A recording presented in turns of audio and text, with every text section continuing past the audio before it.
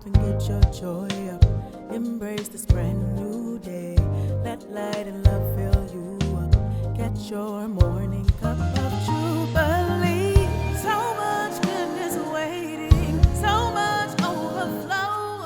All this anticipation. Morning cup of Jubilee. Faith, love, and joy, the equation. Feeding your soul, you're amazing. Daily you're celebrating. Morning cup of Jubilee. So, Jubilee, what was the hardest part about being a Christian woman who knew her marriage was falling apart, but also knew what the church taught about divorce? What was the hardest part? Being a Christian woman in a marriage that wasn't representing Christ-like values. So that was the hardest part, right? Knowing that I'm in a marriage that is unhealthy, that my husband at the time was not loving me like Christ loved the church, but we continued going to church, putting on a mask, singing on praise and worship, greeting all the people, blessed and highly favored, and going home to treacherous, conditions. And let me be clear, it wasn't always like that, but it took a turn, for the worst. And every time I would think about reaching out and saying, hey, this is an issue or this is happening, I got a lot of pushback, from my ex-husband. So I was afraid to really reach out for help. And even when we did go to a counseling session, we got scriptures and all of that, but sometimes it wasn't helpful enough to help us navigate whatever the issues were.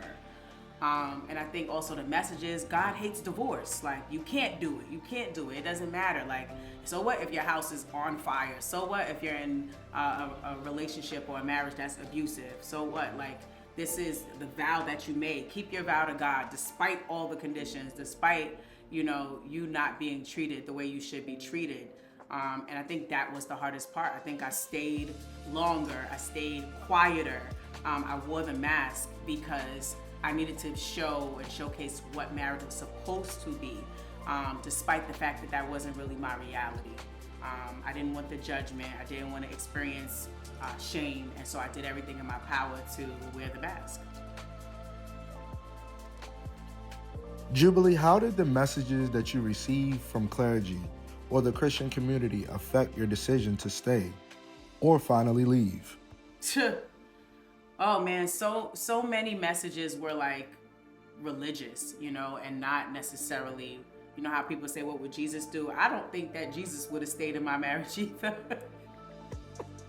It was keep on praying. I think I did all the things, right? And I never wanted a divorce. So I always make that clear, right?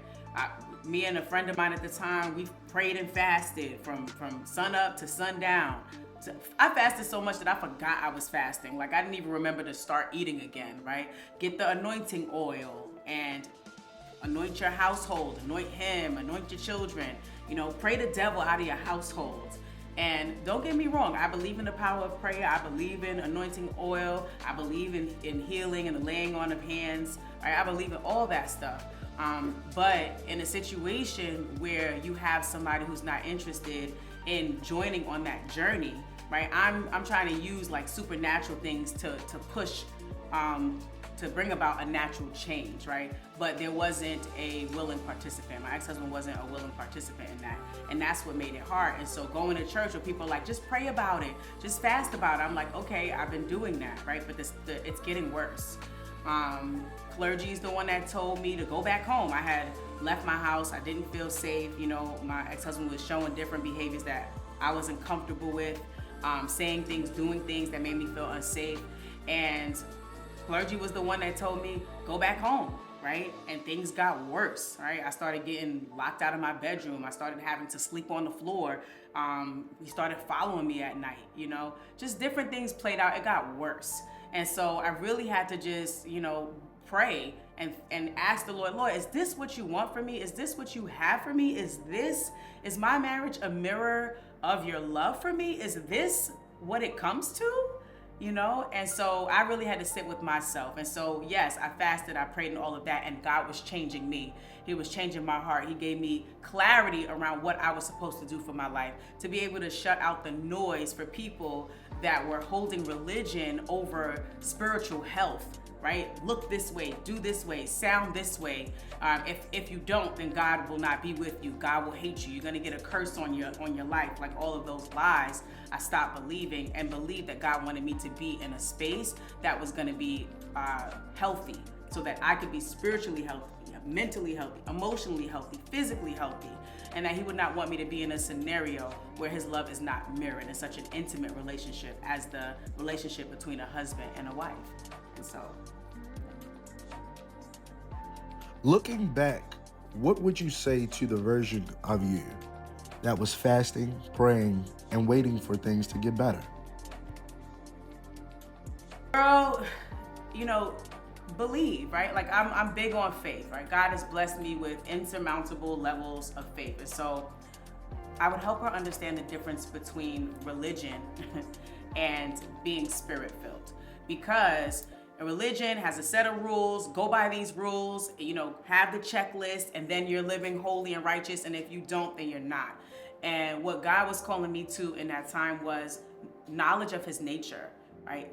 Spiritual intimacy with Him, understanding His nature. And then by me understanding His nature, then I understood that when I was receiving something that wasn't exhibiting His love for me, and if that was the case, then I had a right to remove myself from that situation. That's what I would have told Jubilee. Jubilee, right? You're trying to hold on to a marriage. You're trying to hold on to a husband who is not willing, right, to love you in the way that I love you. Right? And you don't get to accept any less than what I would give you, or you don't need to accept less than the love that I have for you. And so you get to remove yourself from that, right? I didn't call you to be abused. I did not call you to be neglected, mistreated. I didn't call you to be, you know, ignored for days on end. I didn't call you to be in a household where you feel like you just cannot get peace. I died for you to have peace. I died for you to have freedom, right? So if your household isn't mirroring that, right, and you have prayed, you have done your due diligence, then you may pardon yourself. And so people ask me like, well, do you feel like God told you to get a divorce? I don't think God told me to get a divorce, but I do think He said, you're released. I release you, daughter. I see what you have done. You've been faithful. You've been praying. You've been fasting. You sought wise counsel, right? Tried to make it work in different ways, and it still was not ameliorated. It was getting worse and worse. And so I release you. So move on, move forward, and go in grace. And that's what I did.